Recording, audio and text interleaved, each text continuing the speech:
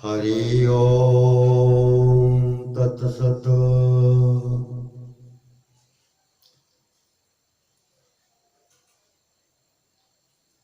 अगला सूत्र कहता है तदपि बहिरंगम निर्बीजस्य।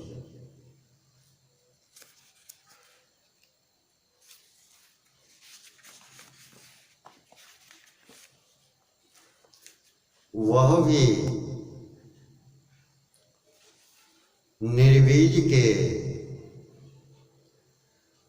यानी असंप्रज्ञात समाधि के बहिरंग है।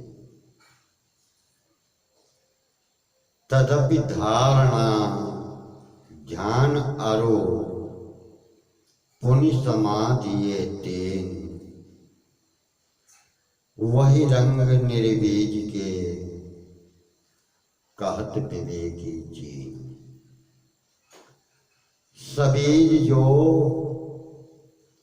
संप्रज्ञात समाधि है उसके यम आदि पांचों अंग वही रंग है और धारणा आदि तीन अंग हैं। अजय तीन अंतरंग हैं। यह पहले सूत्र में कहा है। यह तीनों जो संप्रज्ञात के अंतरंग हैं यह भी निर्वीज समाधि के यानी असंप्रज्ञात समाधि के वही अंग हैं। क्योंकि सब वृत्तियों के रुकने बा परम वैराग्य स्वरूप असंप्रज्ञात में बिना समय के समाधि रहती है। उसमें समय सीमा नहीं होती। धारणा आदि की अपेक्षा नहीं होती। इससे असंप्रज्ञात में धारणा आदि भी वही रंग कहे। अगला सूत्र कहता है व्युत्थान निरोध संस्कार यो रवि भव प्रादुर्भाव निरोध संचित्तात्तयो निरोध परिणाम। व्युत्थान पहले कह चुके हैं कि विषयों से रुके हुए मन का चित्त का पुनः विषयों में लगना यह व्युत्थान होता है। व्युत्थान निरोध संस्कारों का नष्ट होना उदय होना होता है। निरोध क्षण में जो चित्त का योग है वह निरोध का परिणाम होता है। व्युत्थान के संस्कार सब होत व्यतीत निरोध प्रगट होत संस्कार सब जब निरोध कृत होत। यह परिणामी निरोध कर वर्णो महामुनीशो चित्त सम्मेलन होत जब जानम स्वाधीशो। चित्त की वृत्तियां जब विषय भोगों में प्रवृत्त होती हैं यानी लगती हैं व विषयों के प्रति चित्त की वृत्ति चंचल रहती है तब वह व्युत्थान अवस्था कहलाती है। असंप्रज्ञात की अपेक्षा संप्रज्ञात समाधि भी उसमें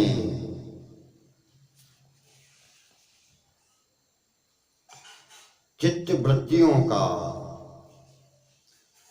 सर्वदा लय नहीं होता,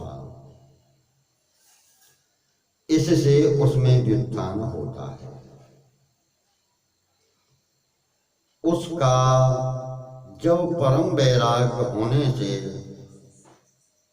निरोध होता है, रुकते हैं, वह निरोध असंप्रज्ञात होता है। निरोध समाधि में असंप्रज्ञात समाधि व्युत्थान संस्कार का क्षय, यानी उठने वाले चित्त के पुनः उन्हीं संस्कारों में जाने वाले संस्कार क्षय, यानी उनका नाश, उनका रुकना,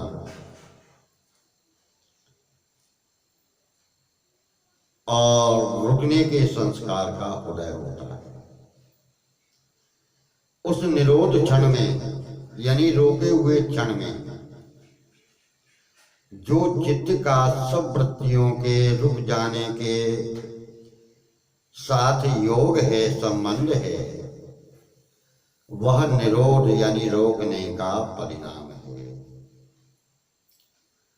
अब यह संदेह हो सकता है कि व्युत्थान संस्कारों के क्षय होने ही से निरोध संस्कार का उदय हो जाएगा, तो निरोध संस्कार के पृथक यानी अलग कहने की आवश्यकता नहीं है।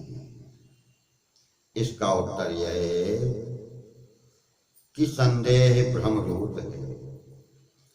व्युत्थान यानी रुके हुए संस्कारों में पुनः चित्त का जाना, और निरोध यानी चित्त को उन संस्कारों से रोकना, दोनों चीजें अलग हैं।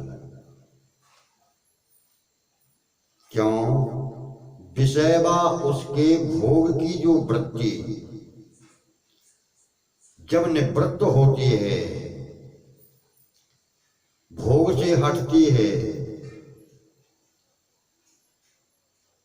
तो बहुत काल बाद भी उसका स्मरण व उसके भोग की इच्छा होती है। इससे निरोध यानी रुके हुए संस्कारों का उदय होना, जिससे प्रवृत्ति रूप व्युत्थान रोक बना रहे। आवश्यक व अलग पदार्थ व उपासनीय है। अगला सूत्र कहता है, तस्य प्रशांत वाहिता संस्कारा, उसकी प्रशांत वाहिता अवस्था, प्रशांत वाहिता अवस्था यानी सदा शांत बने रहने की अवस्था, यह संस्कारों से होती है। हुई निरोध संस्कार ते ताको नाम प्रवाह, पुनिन ग्रहत भुत्थान चित सदा रहत था। चित्त की शांत रहने की अवस्था, जो संस्कारों में चित्त के भागने को रोका है, तो रोकने के संस्कार से ही होती है। निरोध संस्कार के प्रबल यानी रोकने की शक्ति प्रबल होने, दृढ़ होने से जो व्युत्थान उठने वाले संस्कार हैं पुनः चित्त में, उनका सर्वथा क्षय यानी नष्ट होने से निरोध संस्कार के सदा स्थिर रहने से,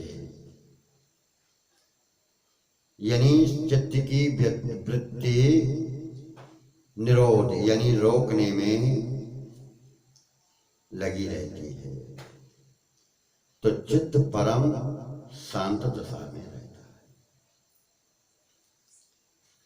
सर्वार्थतैकाग्रतयो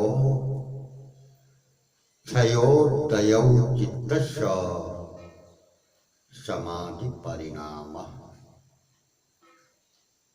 सर्वार्थता व एकाग्रता का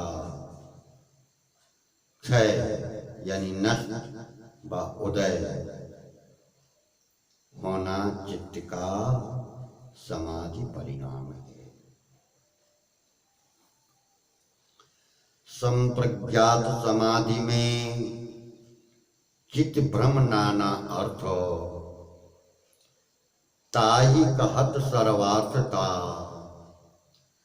क्षय व्युत्थान समाधि।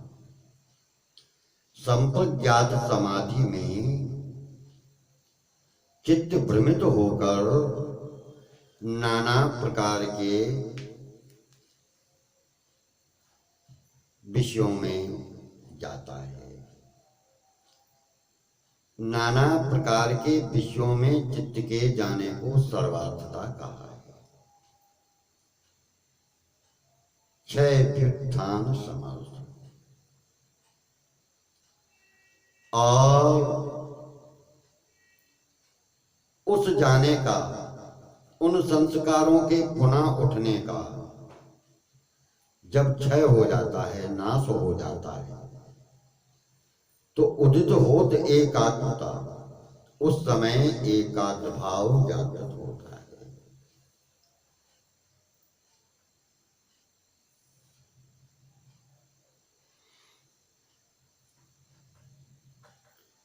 चित्त सर्वाशय है, तो उस समय चित्त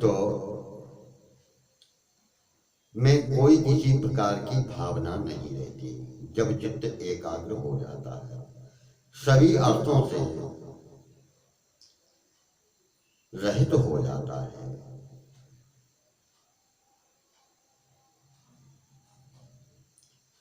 तो तब समाधि परिणाम तुम जानहु मुनि कहती।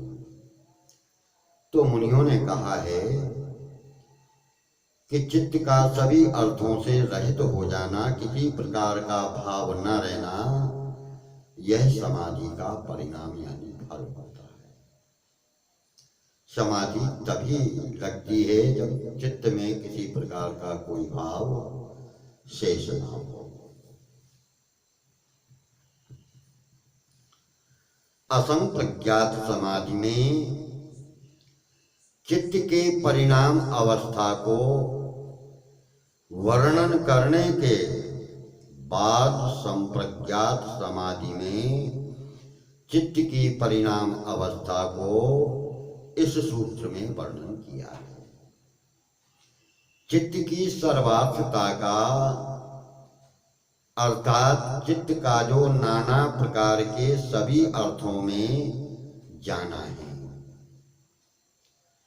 उनका क्षय होना यानी नष्ट होना, और चित्त का एकाग्रता मानी एकाग्र होना, केवल ध्येय यानी जिसका ध्यान कर रहे हैं, उसी ध्यान में चित्त का स्थिर होना चित्त की समाधि है। संप्रज्ञात समाधि परिणाम है। हरि ओम तत्सत।